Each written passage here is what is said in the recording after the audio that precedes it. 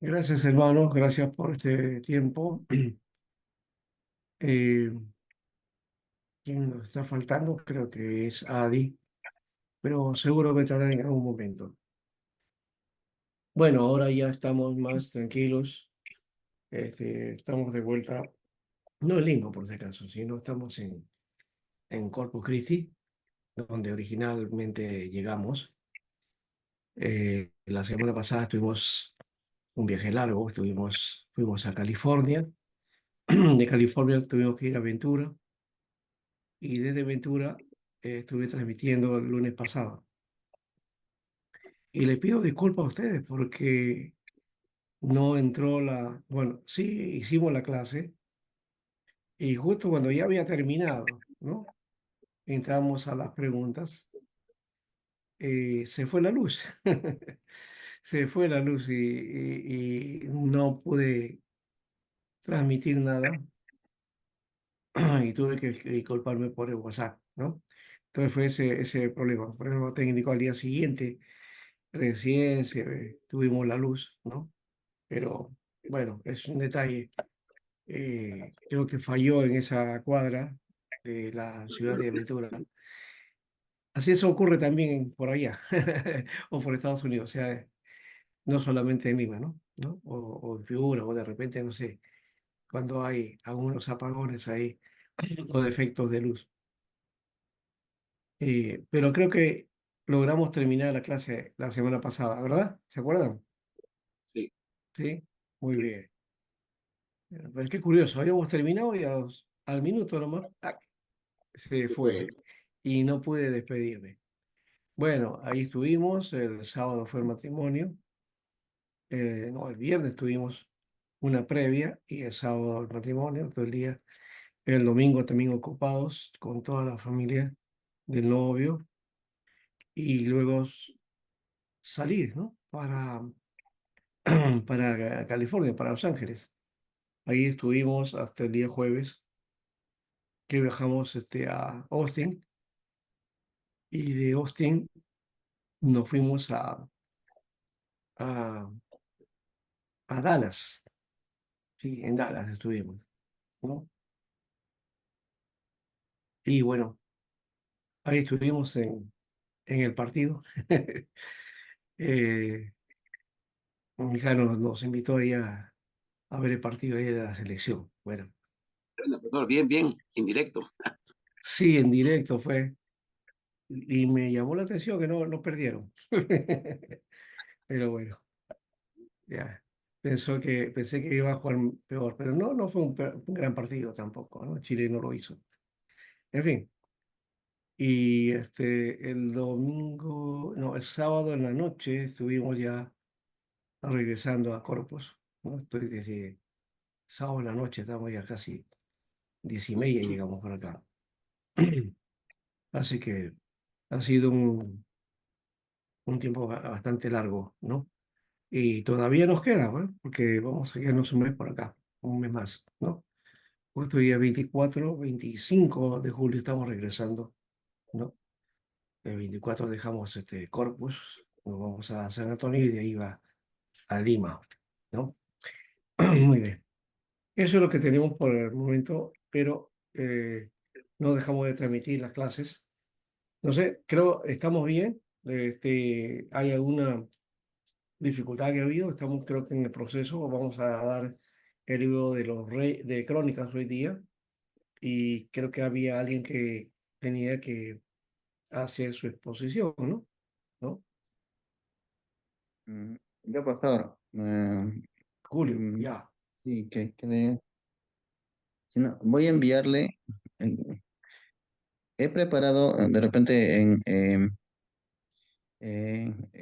PPT, quería para explicarles Ya. cómo, cómo lo hago para poder enviarlo, o lo envío a usted y No, mira, a ver, en compartir debe estar abierto. Hay una opción que dice compartir, ¿ya? Por ahí puedes hacerlo. A ver, si no le ok, pedimos al administrador, si es que no puedes entrar, a ver. sino que está en inglés todo. todo está en inglés. Hermano, tienes tu... Entonces, Voy a compartir. share. Tienes que Hay poner una share. barrita, una opción verde, un share, uno Ah, verdecito es ya, el único que hay. La Share parte de tienes que abajo, decir. uno En verde. inglés es share. ah, ya, Pero, ya lo encontré. pero ¿estás en Entonces, computadora o celular, Julio? O share, ¿no? Share. Share. Ya, estoy en la sí, lo encontré, eso ya. ah, ya. Ahora, Ahí te sale varias ventanas para que veas la ventana que... Sí, exacto. ya, ya, Debe estar ya, sí, sí. activado. Ya está, ¿ves? Ahí va. Eso, Perfecto. va. Después me lo mandas, más bien, ¿no? Pero Pastor, sí. Aquí.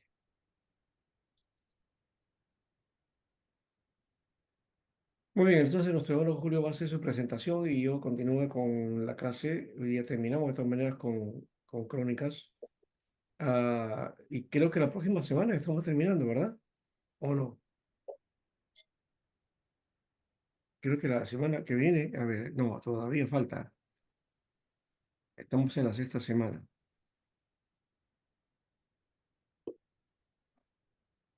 Mm, ya. Ahí sí se distingue, ¿no, hermanos? Sí, sí, sí, ahora solamente tienes que darle Ah, a donde dice tarea libro de crónicas, le das clic ahí y te abre. Abre. donde dice tarea. Sí, sí, sí. No, A ver, aquí creo que hay una.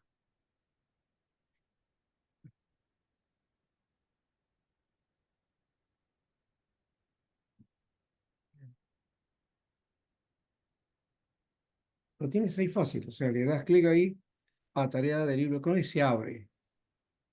Y Sino que, después de abrir, entonces ya puedes manejar porque te abre el PPT, ¿no es cierto? El PowerPoint. Y ahí te sale también para opción para ponerle en la ventana, ¿no? Completa, ¿no? Todo eso. Oye, practícalo. Trata de hacerlo. a ver, ya, sí, pastor. Sí, sino que estoy con la laptop como está en inglés, recién adquirí también la laptop hace poco. Ya, tienes Ah, que cambiarla a castellano. Eso también tiene una opción ahí fácil para hacer eso. O si no, que alguien te ayude, ¿no? Pero en la configuración parece cómo hacer para que tus máquinas estén en castellano. ya, sino que necesito, pero sí se ve, ¿no? O para que se haga grande. A ver. Por eso, ya estamos viendo. Acá se se ve, pero no lo has abierto bien el PPT. Ahí, por lo que veo hay un Word y el PPT justo. Dale clic en la segunda opción que es el PPT. Bueno, el segundo que estoy Mm, viendo yo. ¿Eso dónde está? Dios mío. Voy a aprender a. Ah, ya. Ahí creo que ya está Lo en pantalla completa, ¿no? que pasa es que estás simplemente transmitiendo la ventana del documento, no estás compartiendo la ventana del PPT. Ah, bien. Documento nada más. O sea, no lo están viendo, no No, no, están viendo no, ahorita. No se observa el PPT, no, no. solo se ve el documento donde está tu trabajo. Los archivos se podría decir. El archivo se ve, pero la presentación no. Ah, ya. Uy, Dios mío. Ahora, a ver. Esto se está viendo, ¿no? A Ahí, ver. dale doble clic y se va a abrir. Automáticamente se abre y ahí va a presentar. ¿Dónde le hago doble clic? En el archivo donde estoy. Sí, ahí justo, ahí dale doble clic.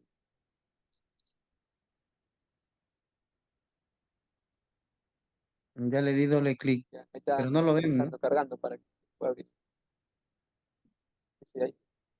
No, no, Ok, está cargando, sí, está cargando. El PowerPoint siempre se demora, bueno, entonces, recuerdo, se por eso demora. siempre hay que tenerlo abierto ya para que de frente nomás.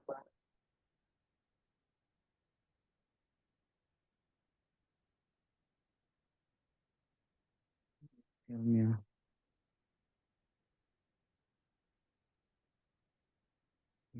Poco a poco vamos a ir aprendiendo todo esto. Dios mío. Em,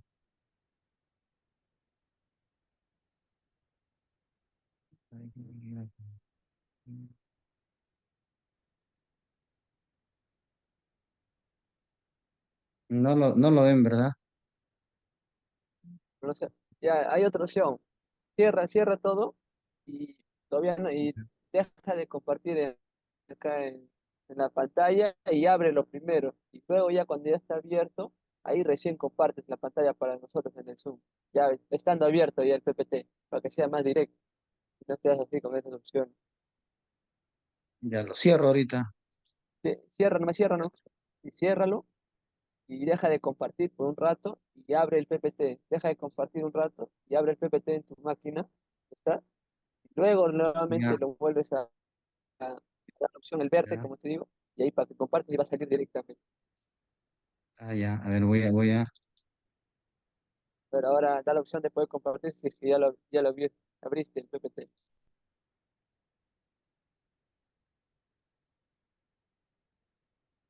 Ya abrí el PPT ahorita.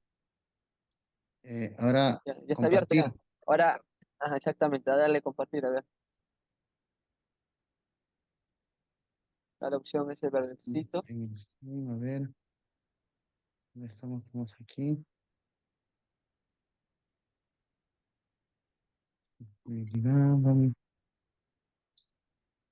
Ah, ya.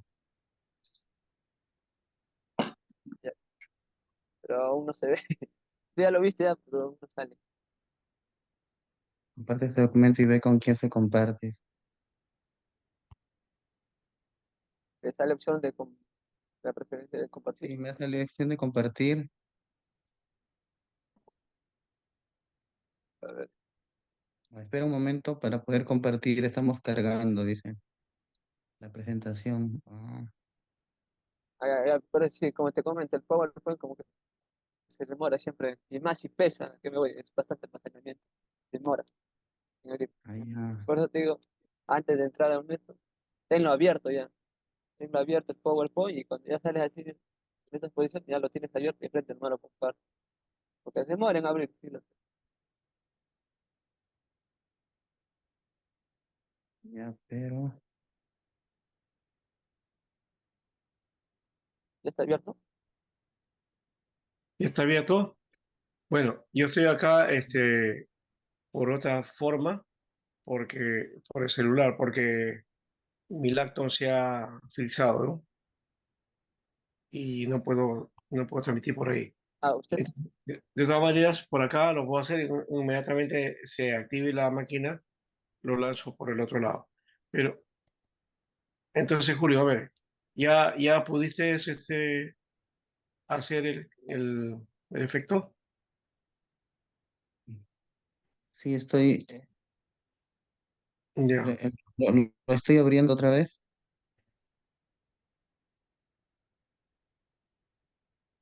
Dios mío.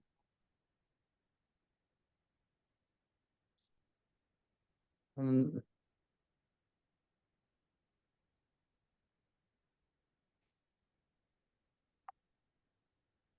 Estoy cerrando todo otra vez. Otra vez voy a entrar. Mm, A ver, Ya, acá si está. no, haz una cosa, a ver si puedes abrir tu PPT de forma normal, ¿no? Desde tu laptop y compártelo nada más, ¿no? Ya después nos envías el material, ¿ya? O sea, Ok. compartes hablando, digo, ¿no? Ya. Esto.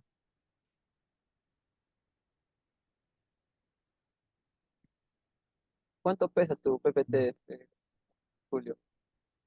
No le he hecho. Bueno, Si comparte, no, se envíe. Si puedes, si no, reenvíamelo a mí, y ahí yo lo abro por ti y ahí te ayudas con él. A mi personal, reenvíame, lo descargo. Yo rápido, como yo estoy en laptop también, Ah, Ah, ya, también. por WhatsApp ya te lo voy a... reenvíamelo yo y acá ya lo comparto y ahí ya, exclusivamente vas avanzando. Ya, entonces, Eh, Pero ahí,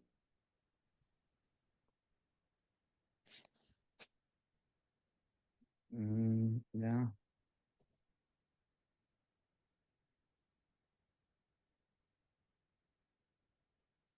a ver, Cristian.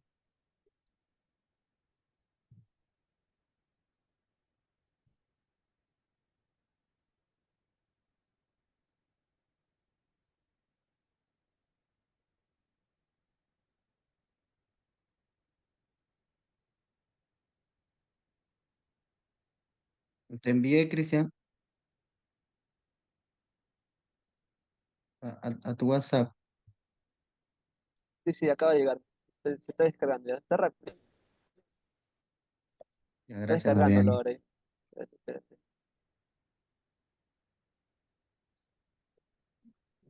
Ya ves, es sus 6 megabytes. Está, ya lo tengo. Espérate, ya, hay que abrirlo ahora yo.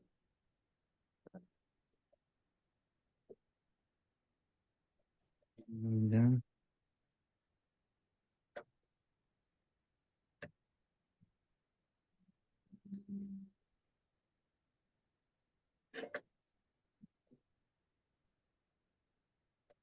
Ah, como te digo, el PowerPoint, tanto PowerPoint, no, siempre demoran en abrir más. No tenemos internet, la señal también un poco incómoda y está cargando. Viendo vista previa,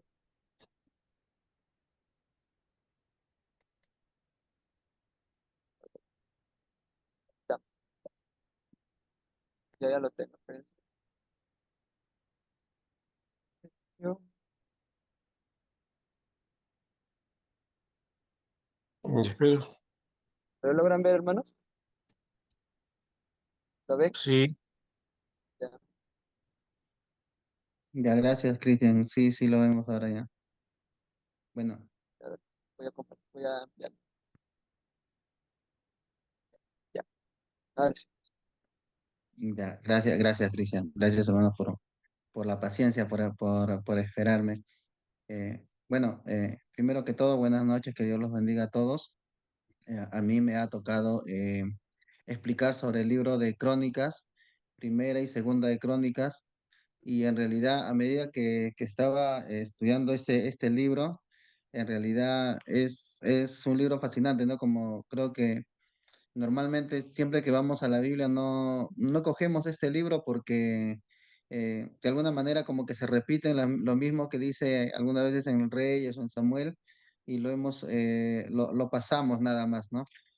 Pero en realidad es un libro importante también, importante porque tiene un objetivo especial como todos los libros, el escritor que lo escribe tiene un objetivo especial en eso, ¿no? Y en realidad, para poder entender el libro de Crónicas, tendríamos que leer antes el libro de Samuel, los libros históricos, ¿no? El libro de Ruth, los libros de Reyes y, y todo este conjunto de libros que narran de alguna manera la historia de Israel en conjunto con el libro de Esdras y con los demás libros históricos.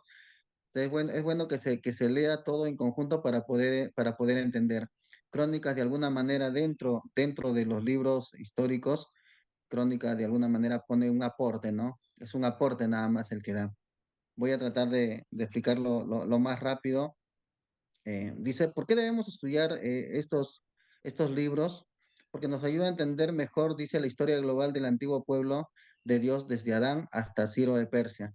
Y eso lo vemos, ¿no? Porque Crónicas tiene eso de escribir las genealogías. Vamos a ver también por qué escribe eso.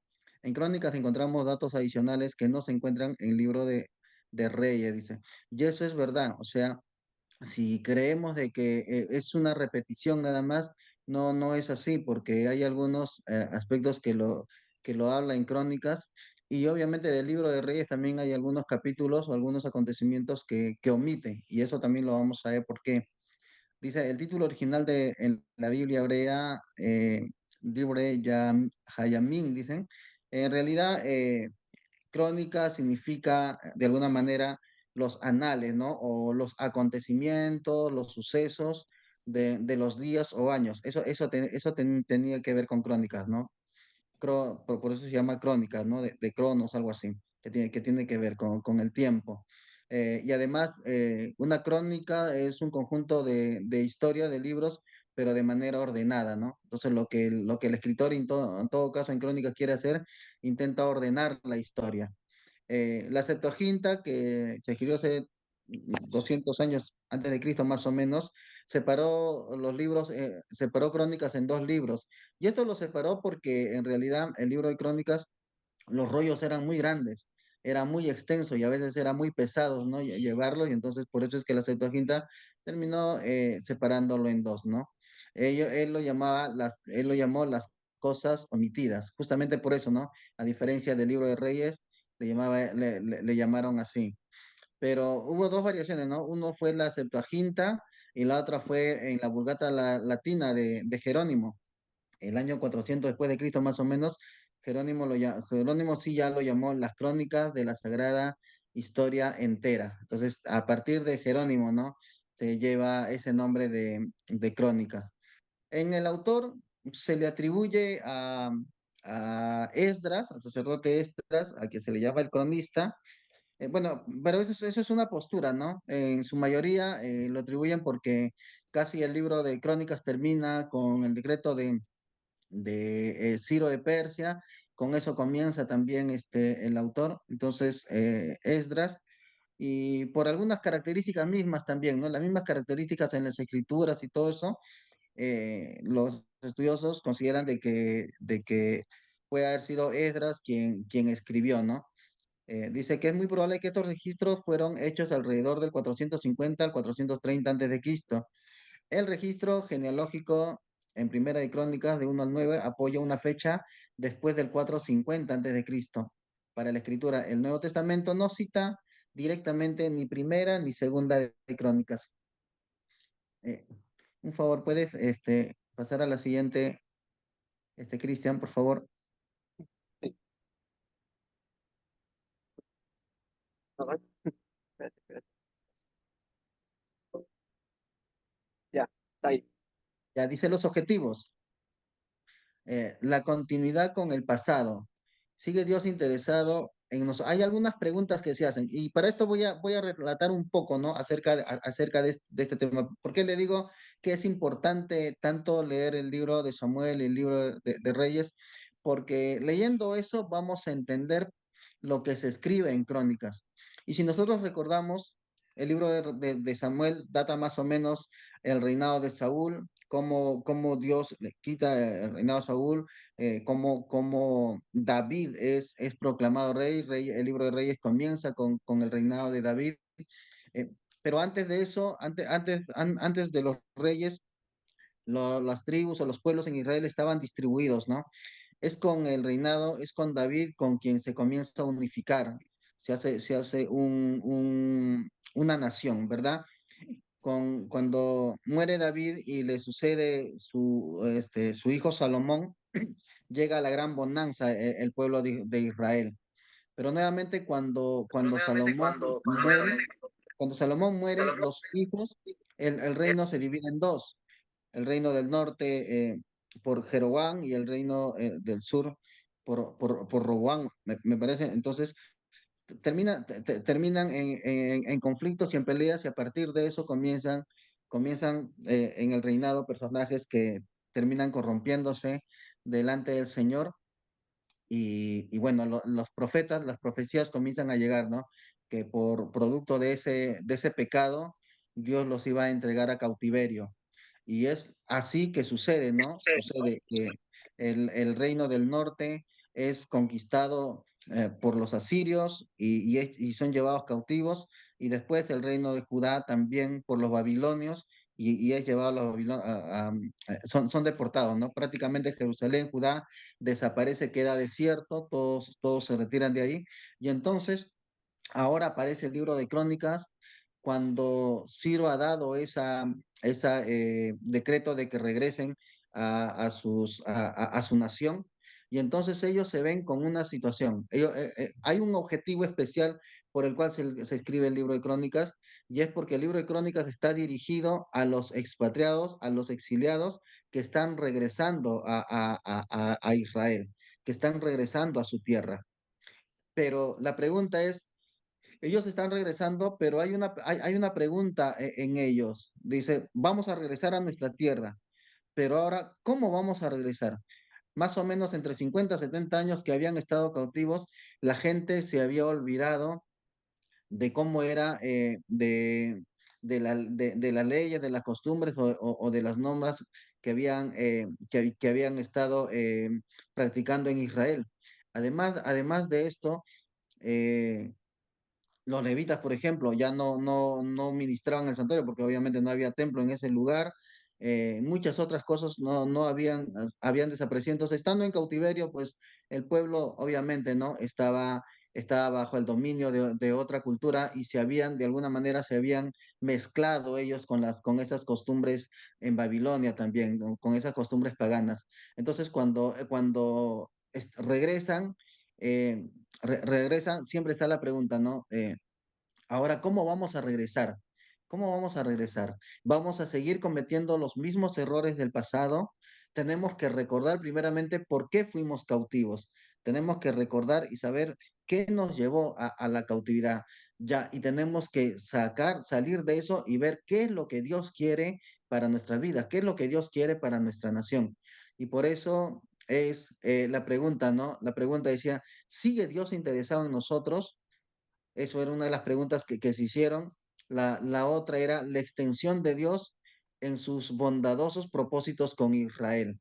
Ellos tenían que entender, primeramente tenían que todo ese espacio de 50 70 años que había quedado, eh, eh, de alguna manera dejarlo atrás y continuar, ¿no? Continuar nuevamente ahora, volver a formar una nación.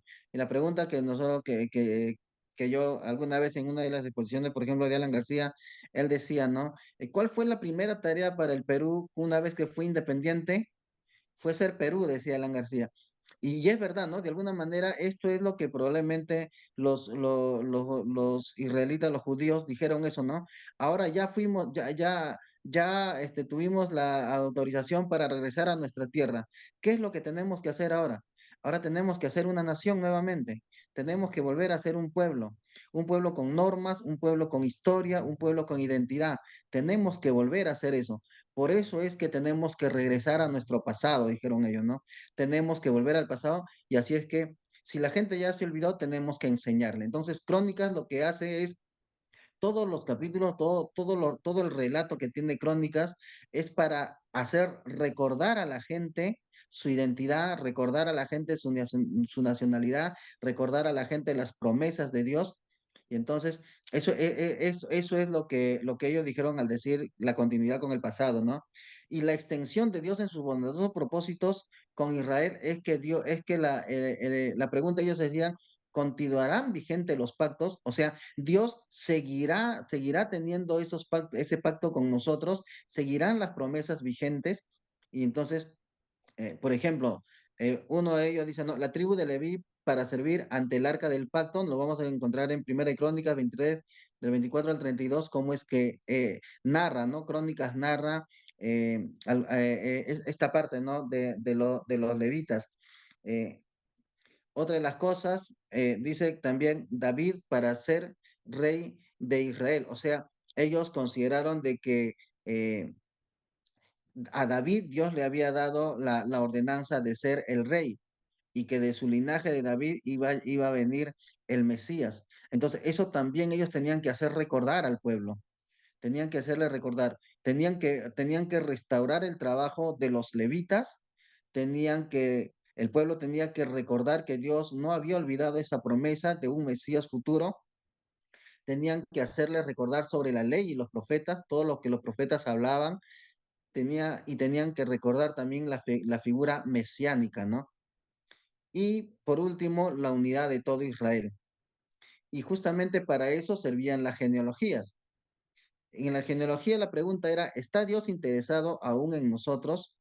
Si siempre, sí, siempre lo ha estado. Entonces, el libro de Crónicas básicamente lo que intenta reflejar es recopilar todos los relatos, porque ya había habido relatos antes también, algunas otras crónicas que en el libro de Reyes se mencionan, y intenta recopilar eso, ordenar toda la historia para hacer eso, para hacer de esto un documento que le sirviera al pueblo recordar por qué fueron ellos exiliados, recordar su historia, tener su historia ahí, pero a la vez también para recordar que Dios es bueno y para recordar que ellos tienen una promesa, que ellos tienen una identidad y que ellos un día Dios va a cumplir esas promesas que Dios tiene con Israel y que ellos tienen que volverse nuevamente, ¿no? Si es que antes, producto de las fallas, producto del pecado, Dios lo había llevado a cautividad,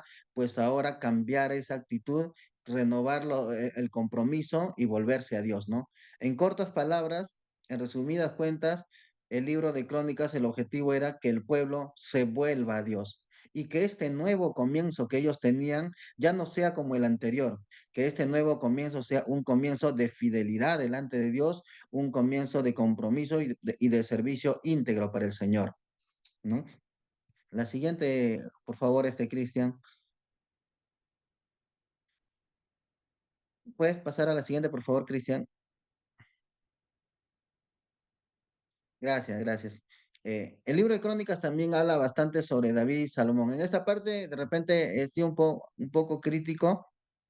Mayormente dice que Crónicas está dedicado a los reinos de David. De David habla prácticamente Primera de Crónicas desde el 11 al 29 y de Salomón en Segunda de Crónicas del 1 al 9. El cronista ha idealizado a David y a Salomón, dice, evita eventos que manchen sus imágenes, los cuales sí aparecen en los libros de Samuel y Reyes. Presenta a David sin tacha, a excepción de Primera de Crónicas 21, donde afirma que es inducido por Satanás. Eso cuando habla acerca del censo, ¿no?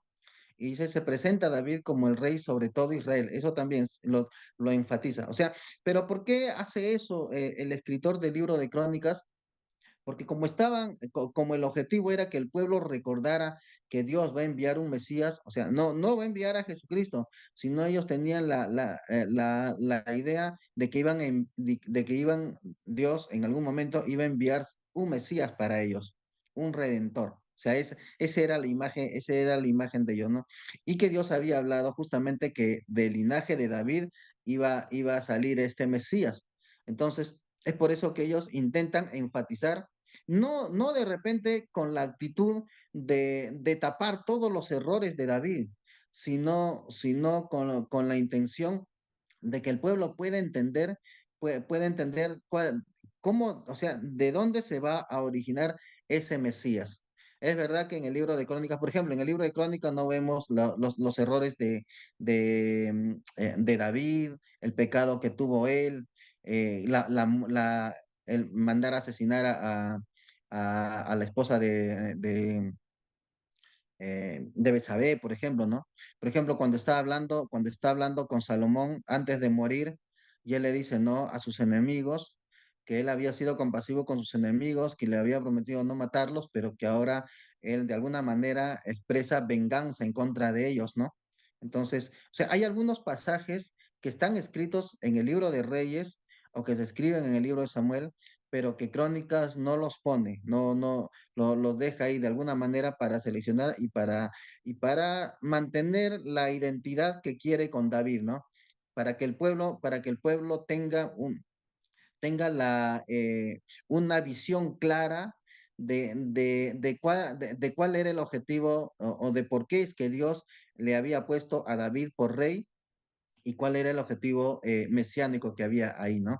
Porque al final los judíos podían leer el libro de Reyes y podían enterarse de las demás cosas, pero esta vez el libro de Crónicas omite esos sucesos. La siguiente, por favor, Cristian. Dice, su ascenso es aclamado por todo el pueblo. Esos son algunos acontecimientos que Crónicas hablan, ¿no? Por ejemplo, ¿no? ¿Ve? Su ascenso es aclamado por todo el pueblo. Con eso significa de que intenta mostrar de que el pueblo estaba de acuerdo con David, ¿no? De que todos estaban contentos de que él fuera su rey. Igual, dice, Salomón es presentado como el sucesor de David. Eso también tenían claro ellos, ¿no? Que después de David su linaje mantenía el reinado. Su reinado, dice, es enfocado en la construcción del templo. Eso sí, habla bastante, ¿no? Desde Crónicas 2, segunda de Crónicas 2 hasta el capítulo 8, da bastante enfoque sobre la reconstrucción, sobre la construcción del templo, y es lo que justamente después, llegando a Israel, van a enfocar los sacerdotes para la reconstrucción del templo, ¿no? Entonces, para que el pueblo de alguna manera tenga bien claro que es necesario que el templo sea reconstruido. Entonces, de alguna manera, el libro de Crónicas es un documento preparado especialmente para motivar al pueblo, para incentivar al pueblo y para que el pueblo se forme como nación. Como les digo nuevamente, no regresando y volviendo a su identidad. El cronista dice, procura llevar un paralelismo entre Moisés y Josué con David y Salomón, y ahí va a contar algunas historias, ¿no? El llamado de Moisés, por ejemplo, parecido al de David, y el Josué también, ¿no? Cuando Moisés le delega a Josué, más o menos cómo es que David le delega a Salomón también. El siguiente, por favor, Cristian. Dice, ¿no? El segundo libro de Crónicas comienza con una descripción del reinado de Salomón y luego presenta la rebelión de las tribus del norte y la constitución de un reino independiente de la dinastía davídica. A partir de ahí, la narración se concentra en los reyes de Judá hasta la caída y la destrucción de Jerusalén. Lo curioso y lo particular que hay que ver también es que Crónicas no habla acerca de los reyes de Israel o los reyes del norte, básicamente habla de los reyes de Judá. ¿Por qué? Porque justamente estaban centrándose en eso, ¿no? En las promesas de Dios. Eh, los profetas anteriores en los libros de los reyes habían profetizado más hacia el norte, hacia los reinos del norte. ¿Por qué? Porque los reinos del norte se corrompían, iban en contra del Señor, iban en contra de la ley de Dios, y es por eso que los profetas siempre tenían que estar ahí, ¿no? Hablándoles a ellos para que ellos se rectifiquen y se vuelvan a Dios. En este caso, ya Crónica más bien se enfatiza más en la tribu de Judá, ¿no? Intenta observar más eh, hacia los reyes de Judá. Dice, finalmente, tras una breve descripción del exilio en Babilonia, se menciona el decreto de Ciro que autorizó el regreso de los judíos a Jerusalén, ¿no? Y ahí lo que vemos, ¿no? En el esquema que tenemos en Segunda de Crónicas está el reinado de Salomón, del capítulo 1.1 hasta el 9.31. Hemos podido encontrar la ruptura de la unidad nacional del capítulo 10, del capítulo 11.4, y los reyes de la dinastía davídica desde 11.5 hasta el 36.23. Entonces, como me hubiera gustado en realidad leer el libro de Crónicas, hermanos, y Pastor, es muy lindo. Me hubiera gustado tener más tiempo para poder leer el libro de Crónicas y poder, en realidad, yo sé que es un estudio bien amplio. No lo había tenido no lo había tenido en cuenta así antes de poder estudiar Crónicas, pero creo que es una historia fascinante en realidad. Sobre todo me ha eh, motivado bastante el objetivo que tiene, ¿no? Y que se parece mucho a nuestras vidas, ¿no? El objetivo que tiene de cómo es que ellos regresan al pueblo y cómo es que ahora el pueblo se tiene que preparar para vivir una nueva vida. Y si nosotros podemos recordar eso en nuestras vidas, ¿no? Nosotros estábamos alejados de Dios producto del pecado, o cuando le desobedecemos a Dios, de alguna manera somos disciplinados por Él. Vivíamos, de repente, antes de conocer a Cristo, vivíamos así, ¿no? En esa esclavitud del pecado. Pero ahora que hemos vuelto a nuestra nación, ahora que hemos vuelto al Señor, ahora que el Señor nos ha sacado de ese exilio en que estábamos y nos está trayendo a nuestro lugar, a nuestra tierra, tenemos que preguntarnos, ¿no? ¿Cómo nos presentaremos? ¿Qué medidas vamos a tomar? Tenemos que recordar nuestro pasado, para no cometer los mismos errores. Santayana decía, ¿no? Si uno no conoce su historia, está propenso a cometer los mismos errores. Y yo creo que de esta manera también podríamos decir eso, ¿no? Si no recordamos nuestro pasado, podemos cometer, o los errores pasados podemos cometerlos nuevamente. Por eso el llamado a recordar siempre, ¿no? A tener siempre la palabra del Señor en nuestra mente, ¿no? A tener siempre, a recordar siempre de dónde nos sacó el Señor y darle gratitud por eso y tener ese compromiso para seguir adelante, ¿no? Entonces, para mí eso es lo que encierra el mensaje en Crónicas y bueno, es lo que he podido entender, pastor. Esa era mi exposición. Gracias, gracias, Cristian, y bueno, gracias, hermano, gracias, pastor.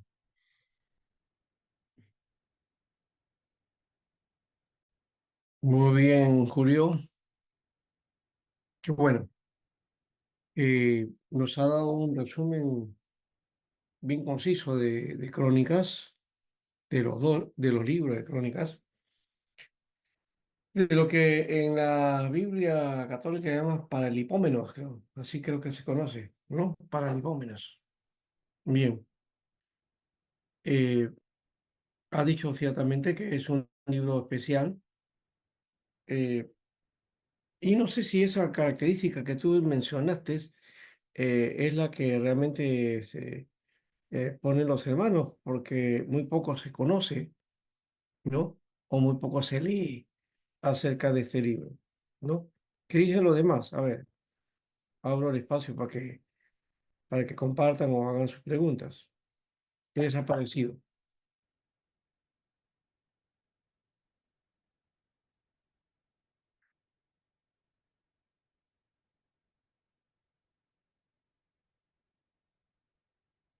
Ujú.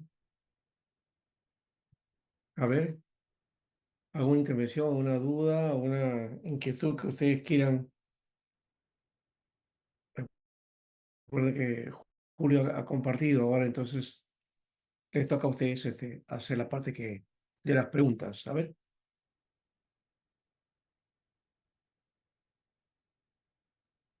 Bueno, justo yo lo iba a preguntar. ¿Por qué, bueno, como bien claro explicaste, David y Salomón fueron presentados como el símbolo del rey mesiánico, ¿no? Pero ¿con qué intención fueron ellos? ¿Para poder así glorificar más a Dios o tener una, ¿cómo se podría decir? Una cierta un cierto mandado, cierto, ¿cómo se llama? Una cierta responsabilidad ante el pueblo. ¿Por qué tuvo ese llamamiento David y Salomón de ser como, como el símbolo del rey mesiánico? ¿Qué es lo que, cómo se podría decir? Eh, ¿Qué es lo que fundamenta más eso?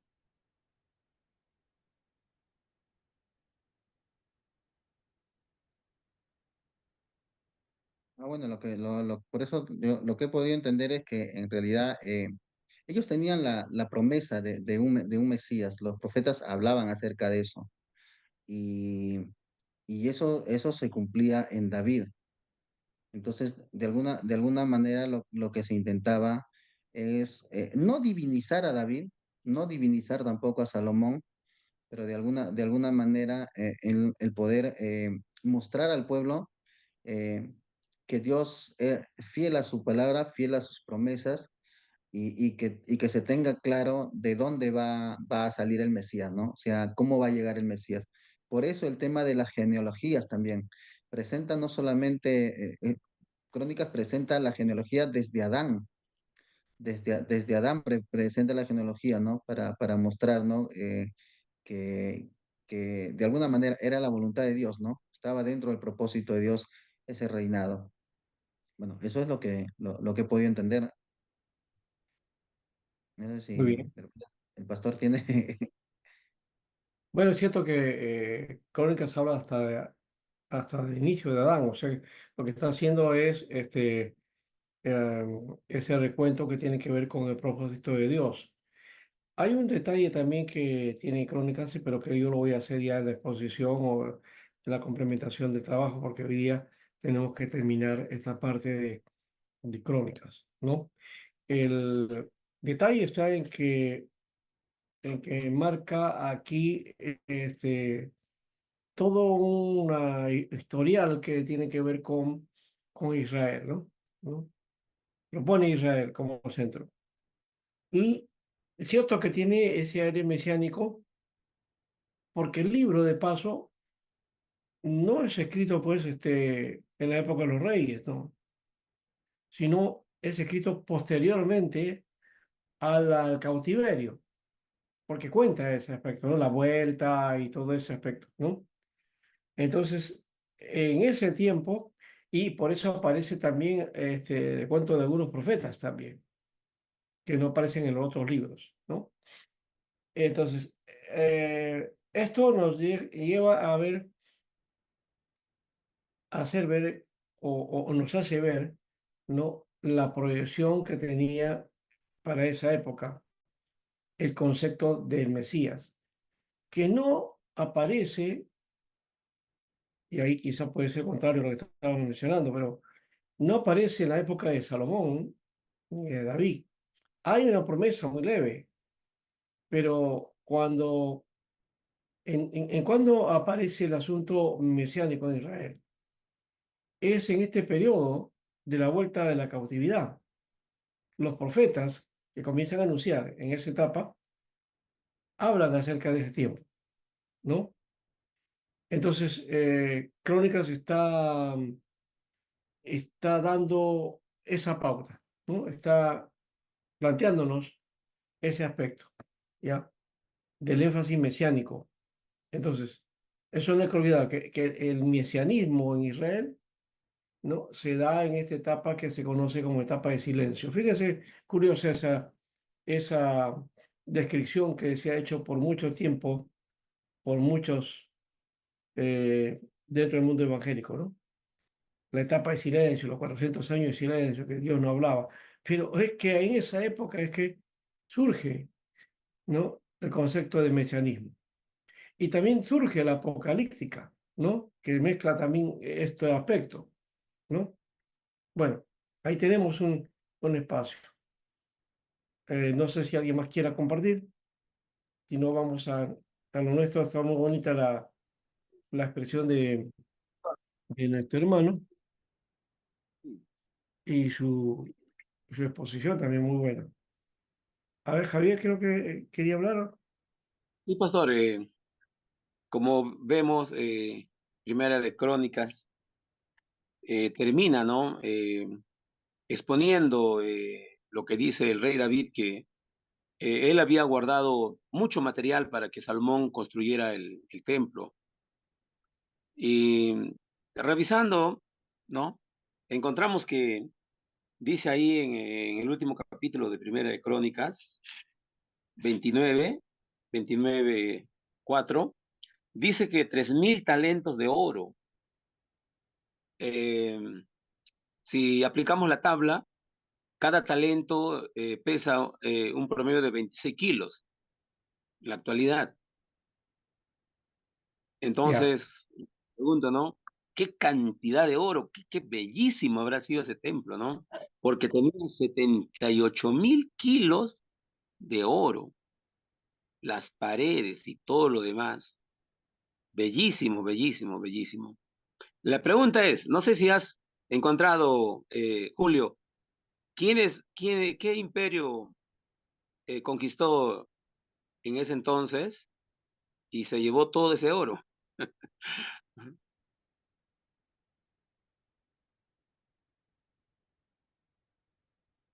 a ver qué dice Julio.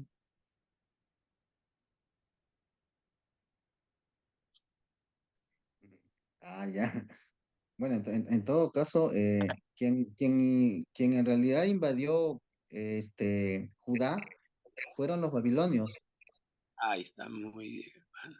porque Israel lo conquistaron los asirios y ellos fueron deportados antes, no creo que fue un siglo antes, y en el año, en los años 500 creo antes de Cristo, pero todavía se quedaron los judíos, el reino de Judá, quien después también por sus pecados, Dios los lleva, ¿no? Y son ellos conquistados por los babilonios, y los babilonios los llevan en el año 400 más o menos, y los llevan ya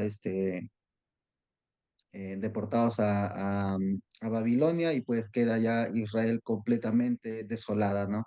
Completamente destruida. Ya, muy bien. Solo hay que corregir la fecha nomás, ¿no? Asiria invade Israel en el 722, Ok, ¿ya? La desaparece. Y Babilonia es en 587. No sé, 587, 586, más o menos por ahí, ¿ya? Más bien ya para el 400 ya estaban de nuevo de vuelta, ¿no? Porque sí, ellos sí, sí.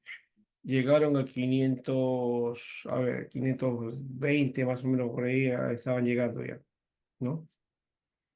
Los 70 años de cautiverio también hay que tener en cuenta en la Biblia, Sí, pastor. se habla de cantidades fijas, ¿no? ¿Ya? Generalmente, por ejemplo, esa historia de los 72 ancianos que hicieron la traducción al griego, entonces se le llamó no la Biblia de los 72 sino la Biblia de los 70 porque esa es la medida más cercana, ¿no? Entonces, en globalizado, Sí, 70 solamente puede para ser que terminar mi sea pregunta. menos años, pero en global 70. Sí, hermano, está bien. Porque por 540, 530, pues ya estaba volviendo, pues, hermanos. Sí. A ver, sí, hermano Javier.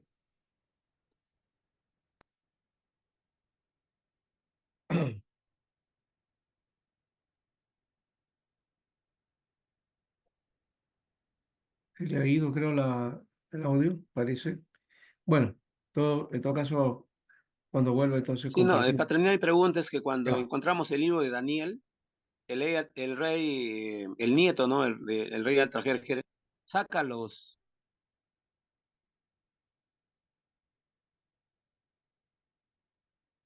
Otra vez se va. Bueno, esa es la dificultad que tenemos de la señal, ¿no? Sí. Yo acá también pensé que la señal era buena, no, no es tan buena tampoco, ¿eh? Ahí, Sí, pastor, la señal no es tan buena.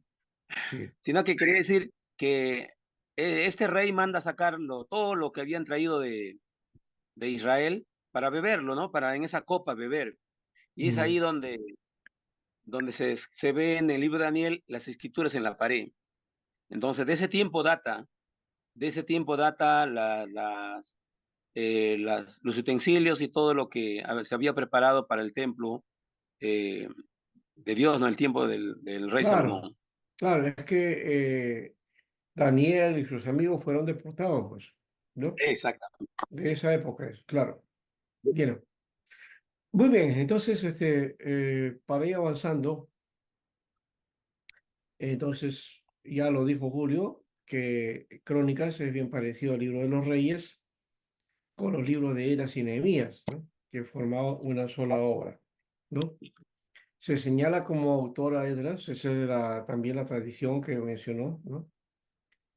Y en la Biblia hebrea el nombre es Dibre Hayamim, Dibre Hayamim, ¿no? O en castellano, los relatos de los días o las palabras de los días, ¿no? Aparece al final de la tercera división de las Escrituras. Ese es otro detalle también que hay que tomar en cuenta. Este libro, con este libro se termina el texto hebreo. Está al final, está dentro de lo que es la sección de los escritos, en la subsección de históricos, ¿no? Igual que Esdras y Nehemías, ¿no? Entonces, ya sabemos, también lo mencionó, que la Septuaginta lo llama las cosas omitidas referentes a los reyes de Judá, ¿no? La tendencia esa de contar la historia, pero desde el lado de Judá, que Julio lo ha planteado desde la perspectiva de sentido de la línea mesiánica. Podría ser ese un lado. Lo otro es que los del norte habían desaparecido, no tenían cómo contar su historia, ¿no? Y no siguen una línea. Entonces, ese es otro elemento. Ah, y otro es que desde esa perspectiva también el escritor de crónicas tiene su tendencia a mirar a su propia, digamos, a su propio origen, ¿no? Y defender eso. y muestra a Israel como la mala, a Israel como el bueno y a Israel como la mala. Judá no fue tan buena tampoco, ya lo mencionó Julio, tratan de corregirse. Es esta etapa que viene así, pero también vienen, y hay que reconocerlo, con muchas mezclas de Babilonia, ¿no? Eh, Muchos vienen con pensamiento persa, porque de paso los persas fueron los que dominaron a los babilonios, ¿no? Y eso permite que los judíos y los demás pueblos vuelvan a su propia tierra, ¿no?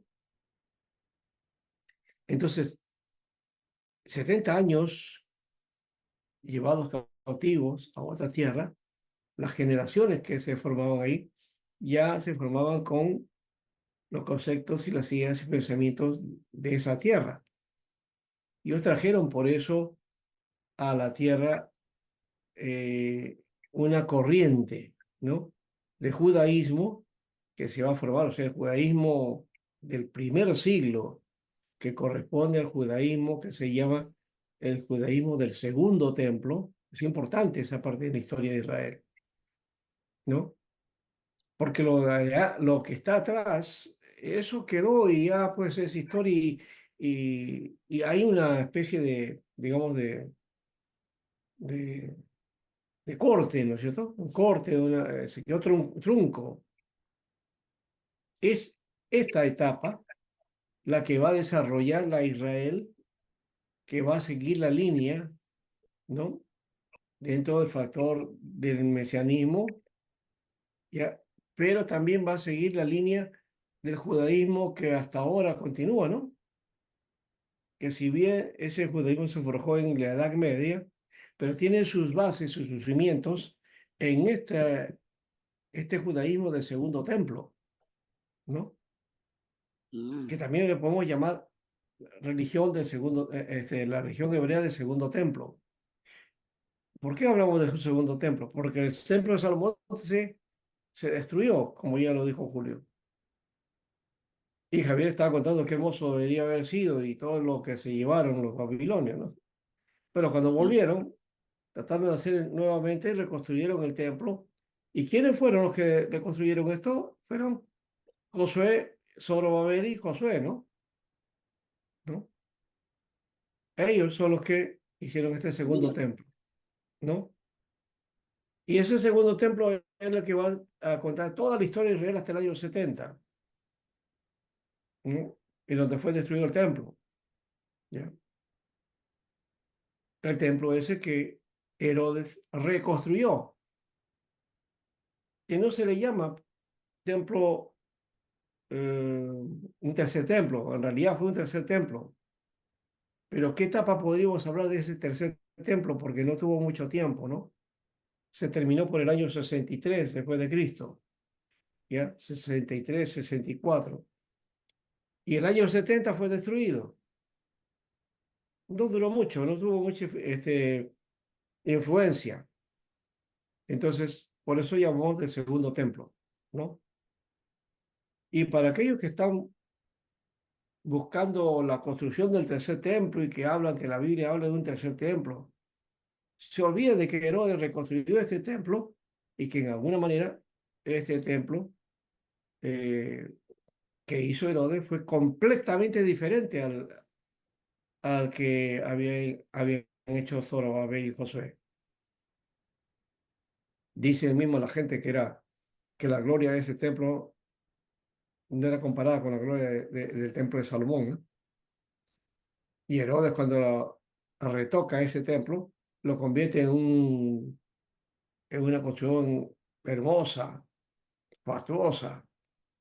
Y no sé si ese templo también era parecido a Salomón, pero a mí me gusta el templo de Herodes. Eso es lo personal, ¿no? Pero no conozco tampoco el de Salomón. El Salomón tengo algunos croquis y algunos dibujos. Y comparado con el de Herodes, yo digo, el de Herodes es mejor por la estructura, ¿no? Que tiene. En fin, lo cierto es Pastor, que sí. en esa situación, o sea, en esa explicación justamente del templo, de la reconstrucción que ellos tienen, eh, En Amós dice, en el libro de Amós, el capítulo 9 dice, en aquellos días restauraré el tabernáculo de David que está caído, ¿no? Ujú. Dice, le reconstruiré tal como era en días pasados para que ellos posean remanente de Edom y todas las naciones que lleven busquen mi nombre. En sí, la promesa de levantar, o sea, ¿era la reconstrucción del templo o a qué se refería cuando decía restauraré el tabernáculo de David? Y está Porque en hablando, realidad la choza, ya, decía, ¿no? La choza de David. O sea, el tabernáculo de David no era un una, ca- templo material. claro, una cabaña. No, es que la figura del tabernáculo de lo que era pues esa tienda, ¿no? La tienda que Moisés había, que Dios le había mandado a Moisés, de eso está hablando. Pero, pero cuando habla del tabernáculo de David, David no tuvo templo, no pudo hacer templo. Está hablando de la generación de David y de restaurar la línea real de David. Es lo que los apóstoles o los discípulos le preguntaron a Jesús: ¿restaurarás, ¿no?, el trono de David en este tiempo? Y el Señor dijo: Entonces, nos toca a vosotros saber los tiempos y las sazones, ¿no? entonces, pastor, la promesa era en eso, o sea, hacia eso se dirigía, no se Claro, dirigía claro. hacia el templo. No, no, no. Tiene que ver con Hasta ahora la siguen restauración. esperando el templo ellos. Por eso, ahí yo creo que también hay otra equivocación teológica y no escatología. Yo creo que la escatología está mal, muy mal. La escatología dispensacional ha hecho mucho daño a la iglesia y, y desvía, ¿no? Desvía del propósito, porque el tabernáculo caído es el hecho de que quedó trunco, ¿no? Quedó trunco digamos, la generación real que debía continuar el reinado y sobre todo para la llegada del Mesías. Entonces Jesús, que en los evangelios aparece, ¿no? ¿No? Como respuesta a eso, por eso los discípulos dijeron: ¿vas a restaurar esto?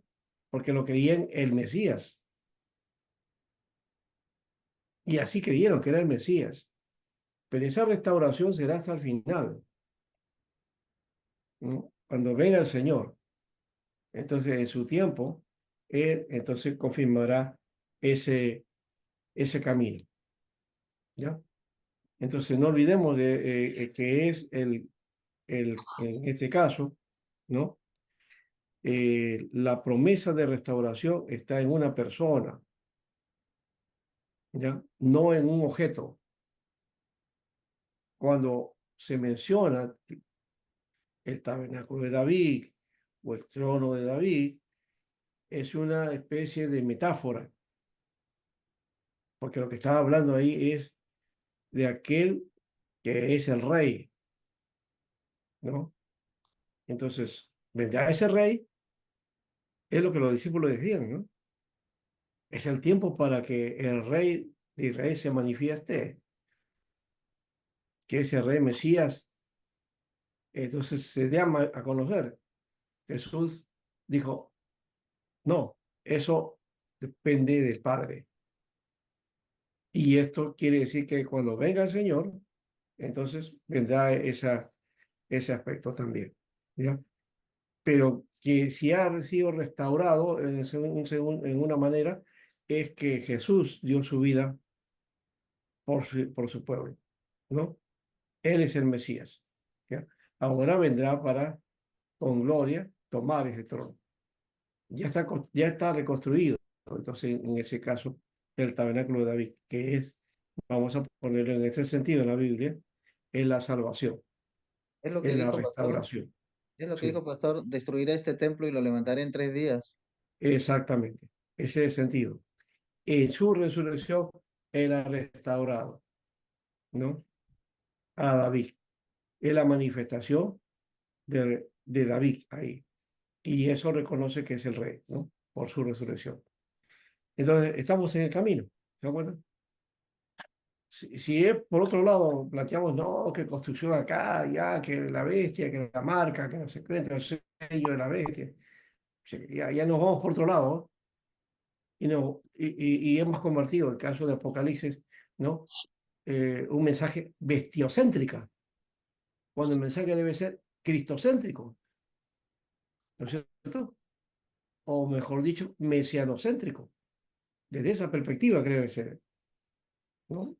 Lo otro se desvía del punto y del proceso que Dios quiere hacer para su pueblo. Así que hay que olvidar, hay que dejar de lado esos tipos de mensajes o libros o posturas que hay dentro de las iglesias que, que han cambiado el proceso y olvidan que Jesús es el Mesías y el Hijo de David. Sí lo dice, pero lo encajan dentro de su plan, ¿no?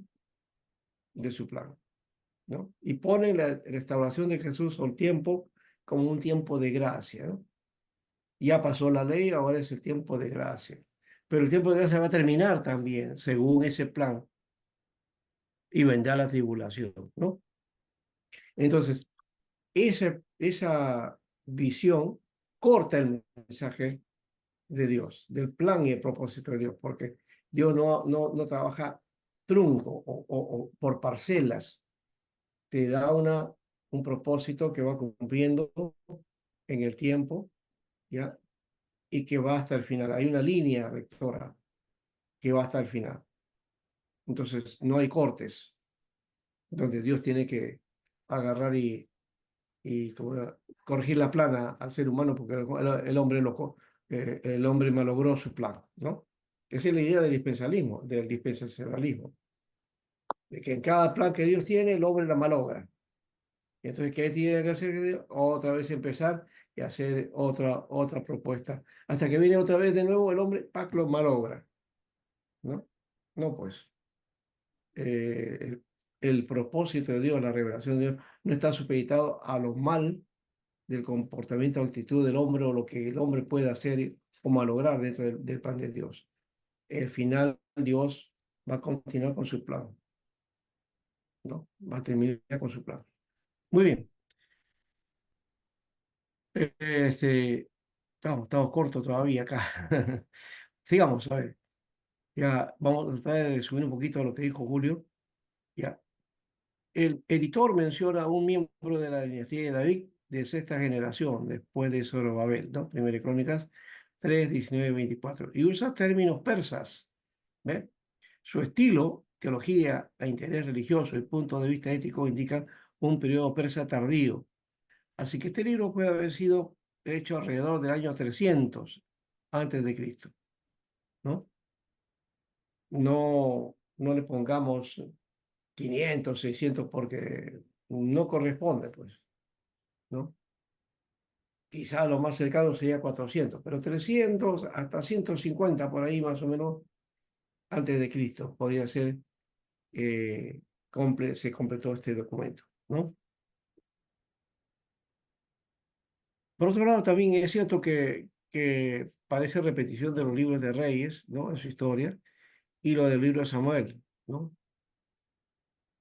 Primera de Crónicas es similar a Primera y Segunda de Samuel, y Segunda de Crónicas similar a Primera y Segunda de Reyes, ¿no? Ya a tiempo se había escrito Samuel y Reyes, y la historia judía necesitaba volver a ser escrita a la luz de los conceptos de la época en que vivió el editor, ¿no? Ya. El reino de Israel había desaparecido, ¿no? Por lo que limitó su atención al reino de Judá. Ese podía haber sido el aspecto, no es tanto en que negó la historia de Israel. Es que los israelitas, es decir, los del norte, el reino del norte desaparecieron. ¿Quién iba a escribir su libro? ¿Quién iba a escribir su historia si habían desaparecido? Solamente quedaba la historia de Judá y entonces por eso se siguió esa línea, ¿no? Ese es el elemento que creo que es importante de notar. Ahora, eh, esto implica entonces que el reino de Judá, ¿no? Cuando menciona a Israel, lo relaciona con el reino del sur, con el reino del sur, ¿no? Así que en el primero narra el reinado de David y en el segundo el reinado de Salomón, como ya lo dijo Julio, ¿no? Entonces se divide esos dos elementos, ¿no? David y Salomón están presentes en este libro. Pero en el segundo libro nos lleva hasta después de la cautividad, ¿no? Hay una reseña de los reyes de Judá en el reino dividido, ¿no? Y aún así hay diferencias en estos libros. La repetición implica importancia. Estos libros contienen el trato de Dios con su pueblo. Otro detalle que sí también es cierto es que la repetición, um, nosotros no nos gusta que nos repitan las cosas ya. Ya hemos pasado de esa historia de la etapa de la repetición, ¿no? Un tiempo atrás tuvimos la educación repetitiva o memorística, ¿no? Que no fue malo tampoco, ¿no? Entonces, algunos desdeñan ese tipo de educación, quizás porque estamos en otro tiempo, pero cuando estuvo en vigencia fue muy bueno. La mayoría de nosotros salíamos sabiendo de historia, de geografía, de matemáticas, de anatomía, de botánica, de zoología. Hoy, ¿qué enseñan los muchachos? Para sumar 2 más 2 necesitan una calculadora, ¿no? Porque estamos ligados a la tecnología, ¿no? A los aparatos, ¿no? Para conocer, indicar un lugar, tenemos que ir a un mapa, ¿no? A un gráfico de computadora, ¿no? Porque no conocemos. Y en cuanto a historia, la hemos olvidado, la memoria es tan terrible. Me acuerdo que en una oportunidad hicieron una encuesta. De tanto en tanto hacen encuestas, ¿no? Pero especialmente acerca de la historia, y acerca de la historia cercana pues, del Perú, no de más de 20 o 30 años atrás. Y preguntaron acerca de este señor que acompañó al presidente de origen japonés. Y preguntaban diciendo quién Bueno, conocían, si conocían a este señor y si sabían cuál era su origen o qué cosa había hecho en el Perú. Y algunos decían, creo que era presidente, decían. O sea que la gente no sabía, muchachos, no saben la historia de hace poco nomás. ujú. Entonces, esa falta de memoria hace que también, pues entonces, eh, otros trabajen lo suyo para cambiar la historia o para tergiversarla o para hacer lo que quieren con el país, ¿no? Bien lo dijiste, Julio, ¿no?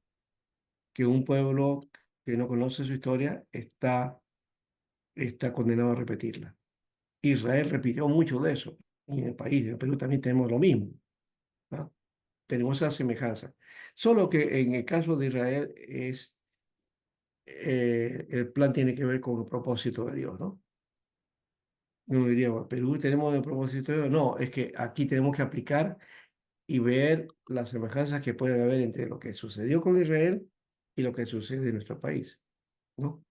Y aquí viene otra reflexión importante, ¿no? Que algunos piensan que, bueno, no se debe hablar de este tipo de cosas.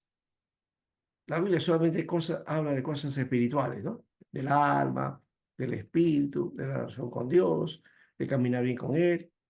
Es cierto, todo eso está ahí, pero está en un contexto social, histórico, político.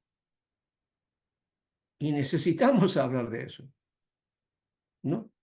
Crónica habla de los reyes. Hay un libro que específicamente se llama Los Reyes. Y Samuel también plantea el asunto cuando está hablando del rey, de comienzo del reinado de la monarquía en Israel. Entonces, podemos nosotros decir que no es que hay que espiritualizar. No, sobre David, solamente que es el principio o es la base para el Mesías, ¿no? El hijo de David, el Mesías, Dios ya.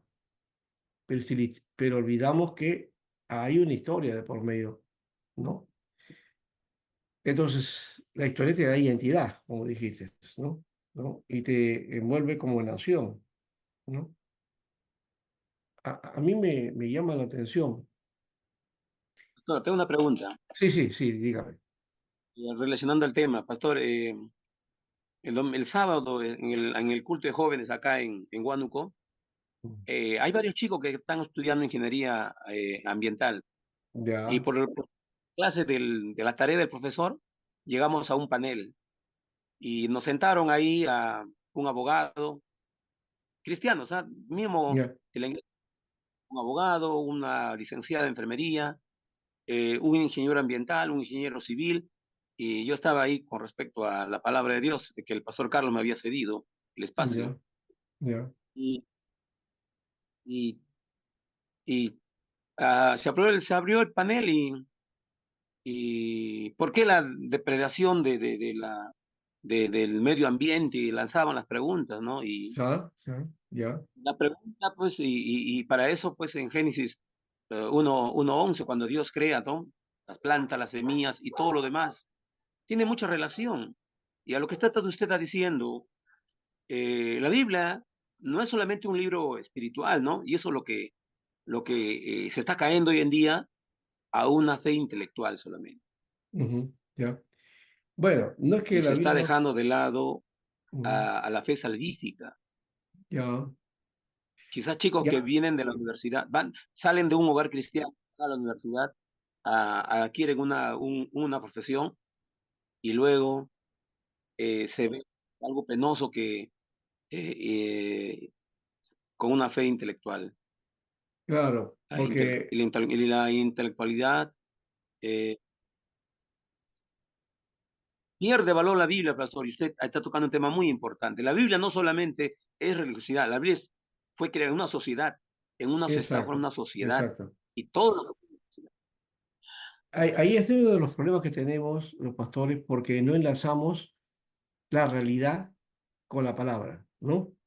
Entonces, de ahí sale que nuestros profesionales están lejanos a eso, no saben cómo compartir ese aspecto. O sea, su mundo relacionado profesional es el mundo temporal, el mundo profano, ¿no? Es lo que llaman el mundo secular, dice, ¿no? Pero eso es lejano de Dios. Entonces, en el templo ahí se cultivan para Dios y todo lo demás, ¿ya? Ese es un concepto espiritualista, Ujú, ¿ya? Hay que corregirnos. La Biblia es un libro espiritual, pero no es un libro espiritualista. ahí está. Te habla de cosas espirituales, pero las cosas espirituales, y lo voy a repetir 100.000 veces y 1.000.000 de veces, tienen que ver con la realidad. No están separados, no está fuera de la realidad. O sea, ese concepto dualista de la gnóstica, de la filosofía griega que metió el platonismo, el neoplatonismo que se metió a la iglesia, hizo dividir el concepto entre profano y sagrado. Y por eso nosotros miramos el mundo de esa manera. Cuando un hermano, por ejemplo, le preguntamos, ¿no? Que el por qué no servir en la iglesia, porque creemos que el Señor debe servirse en la iglesia. ¿Qué te dice? Es que estoy ocupado en mis cosas seculares, ¿no? O le dices eso, ¿no? Está preocupado por las cosas seculares, está preocupado por las cosas de Dios. ¿Y qué cosas son las cosas de Dios? Trabajar en la iglesia o tener un cargo en la iglesia. Me pregunto, es una pregunta que hasta me puede perjudicar a mí mismo. ¿Por qué? Porque tenemos la idea de que la iglesia es el único lugar donde servimos a Dios. Y eso es falso, falso de falsedad. No se sirve a Dios solamente en la iglesia. No, porque tengo un cargo en la iglesia, ahí estoy sirviendo a Dios. A Dios se sirve en todo lugar. O sea, nuestra labor, nuestro ministerio, tenemos que saber dónde Dios nos pone. Lo de la iglesia es importante. No estoy diciendo, entonces ya no hagamos nada ahí, no. No, es importante. Pero si yo reduzco el trabajo del Señor a la iglesia solamente, entonces, ¿cómo voy a ganar al mundo? ¿Cómo gano al mundo? Entonces, tengo voz en la iglesia, pero no tengo voz en el mundo. ¿Cómo ganar?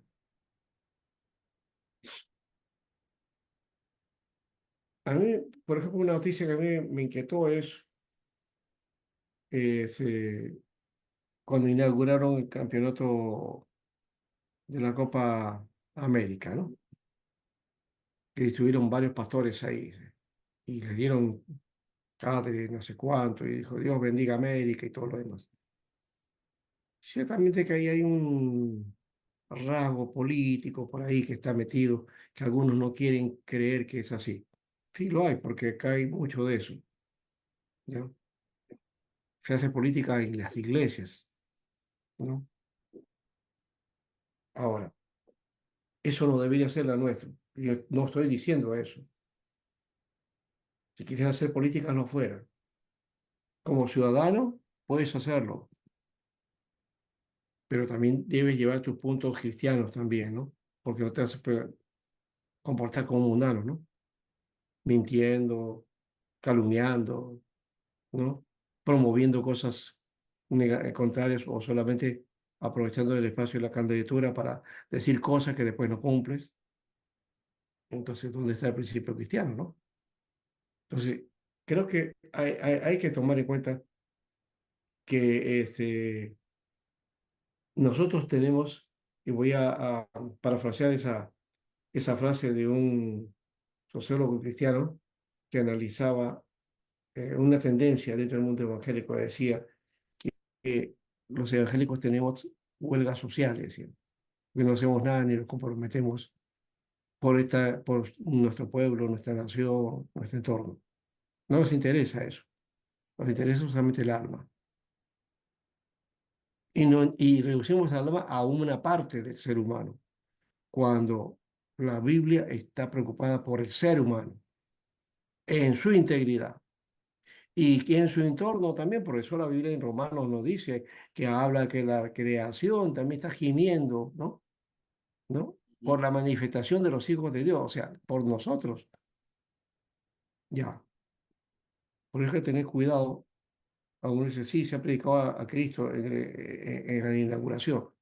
Puede ser sí, pero cuidado con utilizar ese mensaje solamente para asuntos políticos, ¿no? Seríamos simplemente tontos de dejarnos llevar, ¿no? Por los políticos para manejar por sus propios intereses y solamente para votos. Esa no debe ser la forma en que la iglesia se comporte. Por otro lado, estoy pensando en esto. Estuve, le dije, ¿no? El viernes en el estadio, ahí en Arlington, en las Dallas. Empataron. No jugaron bien, ninguno de los dos.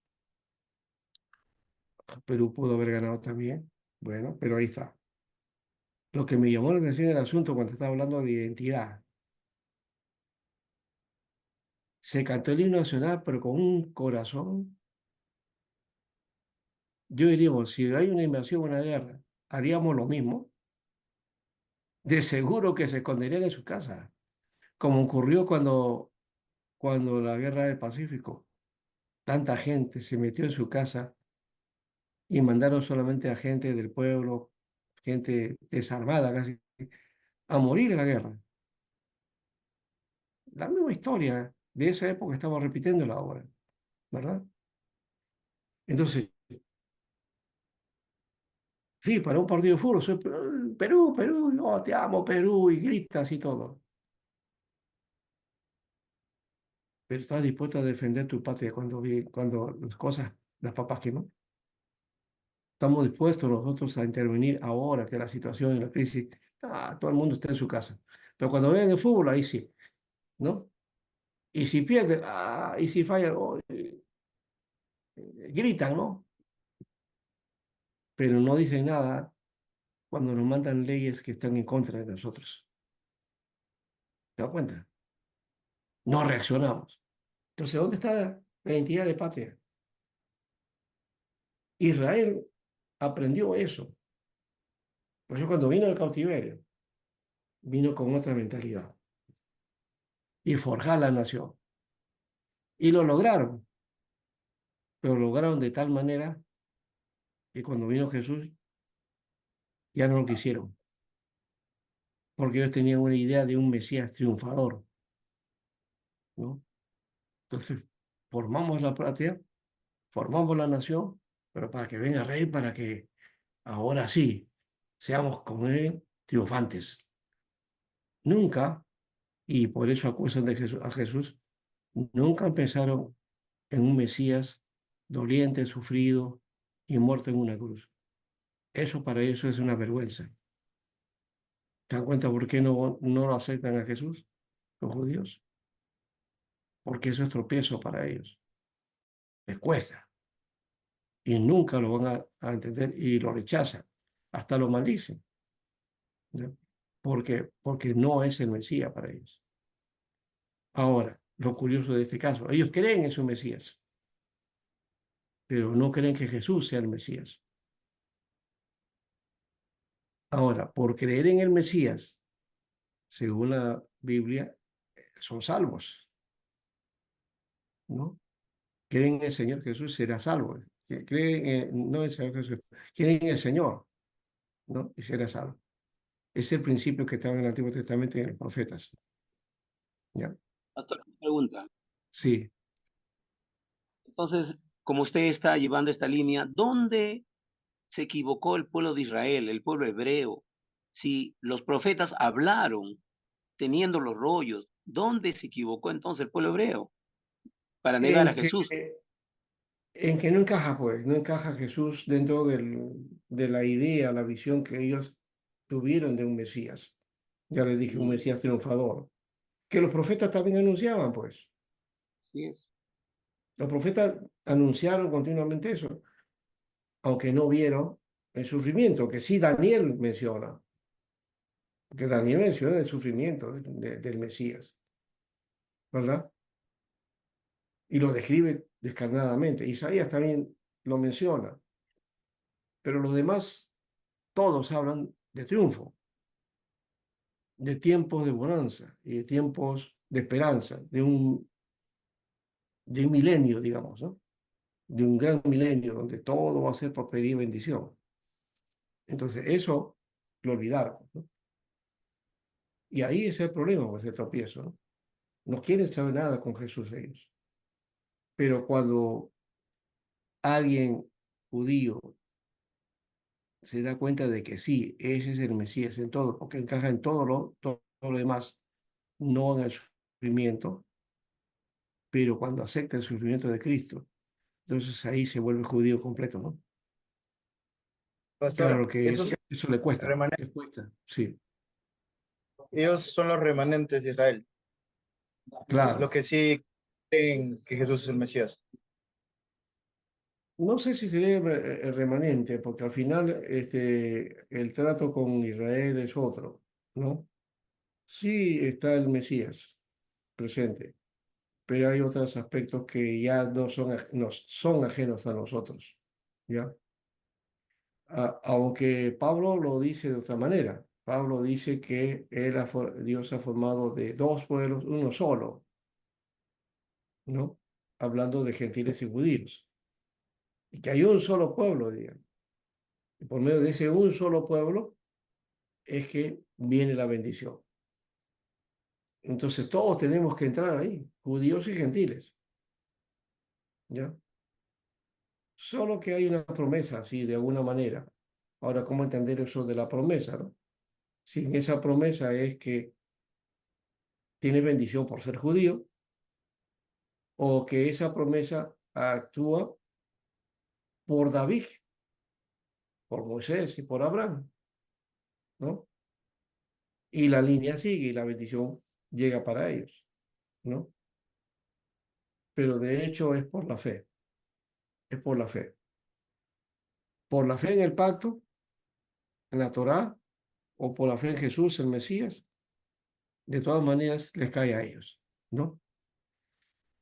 Bueno, así que dejemos a judíos en ese aspecto, aunque estamos leyendo su libro, bueno, Crónicas, ¿no? Es un libro netamente judío, ¿no? Y bien complicado también para entender eso. Y yo no les puedo dar una respuesta definitiva, porque hay tantas posiciones con respecto a eso, ¿ya? Pero lo que nos corresponde a nosotros, sí, plantearnos el hecho, ¿no? Que Él es nuestro Mesías, ¿no? Y Él es el redentor del mundo, principalmente de los judíos, dice así, ¿no? Primeramente por los judíos, luego de los gentiles. Entonces, básicamente, Israel, es decir, los judíos, tendrán que arreglársela con el Señor. Es asunto de ellos. ¿Cómo va a ser? No sé, ese es asunto de ellos y potestad de Dios de paso. Mm. ¿No? No dice, no os toca a vosotros saber los tiempos y las sazones que Dios ha puesto en su sola potestad. En su tiempo, Dios operará.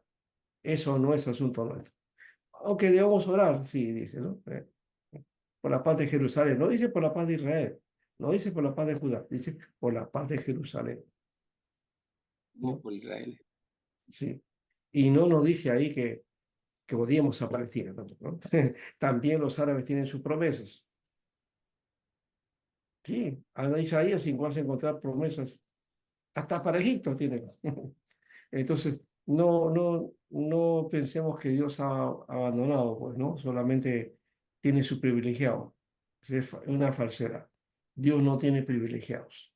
¿Ya? Pastor, Sí. siempre las enseñanzas de Jesús fueron generales, ¿no? No, él fue simple, o sea, él fue claro, sencillo en su mensaje y claro en esta parte, ¿no? Sí, Con respecto a todo eso, él decía algo. El hombre bueno del buen tesoro de su corazón saca lo bueno. así es. El hombre malo del mal tesoro de su corazón saca lo malo. Ujú. Nunca dijo el israelita, el judío, o el persa, el babilonio, el griego, o el peruano en todo caso, ¿no? No. Jesús dijo, el buen hombre del buen tesoro de su corazón saca lo bueno, y el hombre malo del mal tesoro de su corazón saca lo malo. Con esto, su evangelio estaba prácticamente universalizándolo a, Ujú. todo, A todos. a todos los hombres. A todos, exactamente. Y cuando podía, mostraba los malos ejemplos que había en Israel. Pero de todo eso, no es que él se la dio y se olvidó y se lavó las manos, no, no. Entonces podríamos, Fue puntual, por eso no fue general Jesús, fue bien puntual en cada cosa, en cada detalle. Y por eso que Herodes se las tenía curadas ahí, ¿no? ¿No? podríamos decir entonces en qué momento, si tal vez, en qué momento fallaron ellos teniendo todo eso, o sea, justamente porque su corazón era malo, o sea, Porque de los había judíos. intereses políticos, intereses personales, intereses de poder, cuántas cosas que están en juego, ya, y que ante un hombre que te dice la verdad y que indica un camino, ¿no? Pero ves que hay intereses de por medio, prefieres lo otro, pues. Eso es lo que ocurre, lastimosamente, ¿no? Ocurre así. Pero bueno, vamos a dejar ese espacio así. En lo que yo lo estoy haciendo y de hecho, quizás ustedes que me escuchen dirán que yo tengo una visión diferente. Bueno, no soy un pastor típico que les vaya a hablar, no espiritualizando todo, ¿no? Sino tratando de ver lo que la Biblia nos está tratando de describir y cómo también relacionarlo a nosotros también, ¿no? Así este hecho de Mesías no es solamente un aspecto religioso, que algunos creen. No, tiene que ver con toda la dimensión de la vida. ¿Se dan cuenta? Que es muy diferente ahí. Israel falló porque solamente se centró en lo religioso, ¿no? Y se alejó de Dios, de paso. Entonces, no, el hecho de dedicarnos a lo religioso no significa que nos acerque a Dios. Si ese acercamiento a lo religioso me acerca a Dios y me pone en la línea de Dios, entonces está bien. Pero si me desvía de eso y de ese propósito, bueno, pues tendremos que dar, tendremos que dar cuentas a Dios, ¿no? Él nos demandará qué cosa es lo que hemos hecho. Ahí no interesa si eres judío o eres gentil, ¿no? Bueno, vamos a tener nuestro tiempo de descanso y volvemos. Y la segunda parte vamos a hablar de primera y segunda crónica rápidamente, ¿no? O sea, ya Julio lo dijo de buena manera. Mire, así lo que tú mencionaste no tenía en mente, pero creo que lo voy a hacer en algún momento en otras clases. Tengo que dar esta clase también para un grupo en España el próximo año. Y interesante eso que estás mencionando. Leer todo el libro de crónicas. Interesante, ¿no? No sé cómo habrá sido para los demás, pero ya esa pregunta queda para la siguiente parte, ¿ya?